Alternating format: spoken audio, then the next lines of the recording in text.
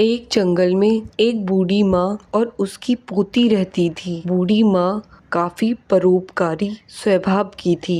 उस जंगल में भटकते हुए लोगों की मदद करना, उनको राह दिखाना, इन सब कामों में बूढ़ी माँ को बड़ा आनंद आता था। बूढ़ी माँ ने अपना पूरा जीवन अच्छे कर्म किए थे, यानी कि हम बूढ़ी माँ को एक पुण्य आत्मा कह सकते हैं। दोस्तों, जहाँ अच्छाई है वहाँ बुराई भी होती है। इसी जंगल में 4 लुटेरे लूटमार करने के लिए भी आते थे। इस जंगल से गुजरने वाले लोगों को मारना और उनके सारे पैसे व गहने लूट लेना, यही इनका काम था। यह लुटेरे इतने निर्दयी थे कि किसी को भी मारने से पहले एक बार भी नहीं सोचते थे। एक दिन वो रोज की तरह लूटमार कर रहे थे। लूटमार करते करते शाम हो गई। बिजली की चमकार और बादलों की गड़गड़ाहट के साथ जोरों से बारिश होने लगी।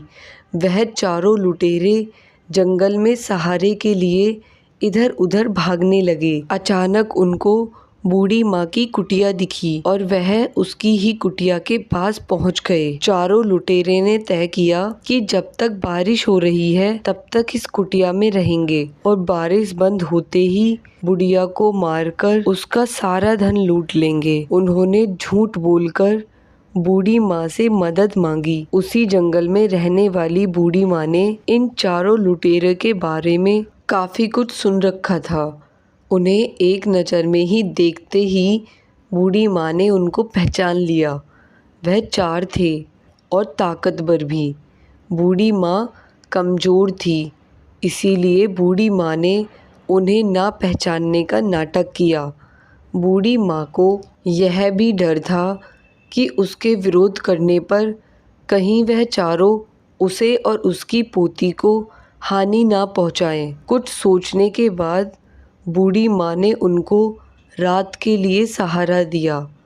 फिर बूढ़ी माँ ने सबके लिए खाना बनाया। सभी जब खाना खाने के लिए बैठे तब खाते खाते बूढ़ी माँ ने पाप और पुण्य का विषय छेड़ा। हर एक जन अपने हिसाब से इस विषय में अपनी राय दे रहा था।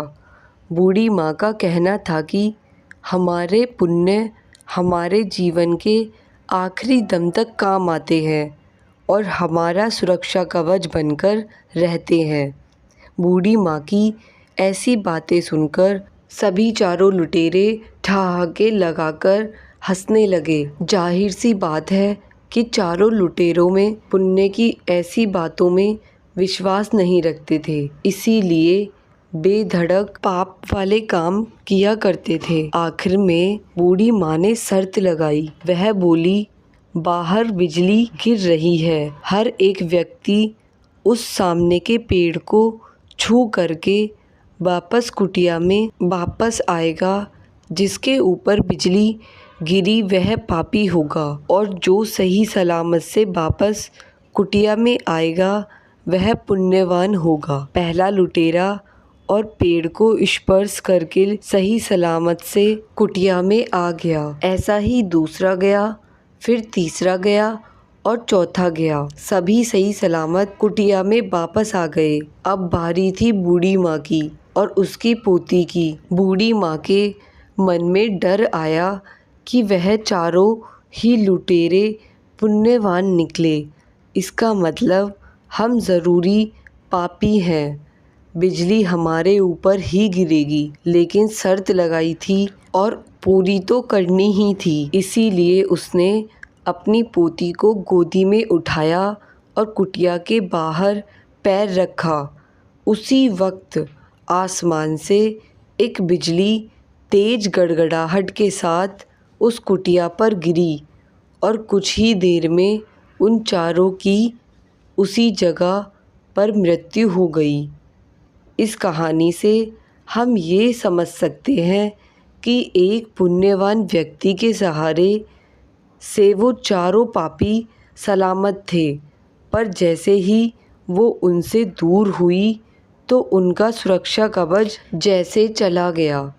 दोस्तों, इसीलिए हमें हमेशा अच्छे और भलाई के काम करते रहना चाहिए और जितना हो सके सच्चे और अच्छाई के काम करने वाले लोगों के साथ रहना चाहिए, यानी कि सत्संग करना चाहिए। फ्रेंड्स, अगर आपको मेरी स्टोरी अच्छी लगी हो तो प्लीज़ मेरी वीडियो को लाइक कीजिएगा और कमेंट में अपनी राय शेयर कीजिएगा।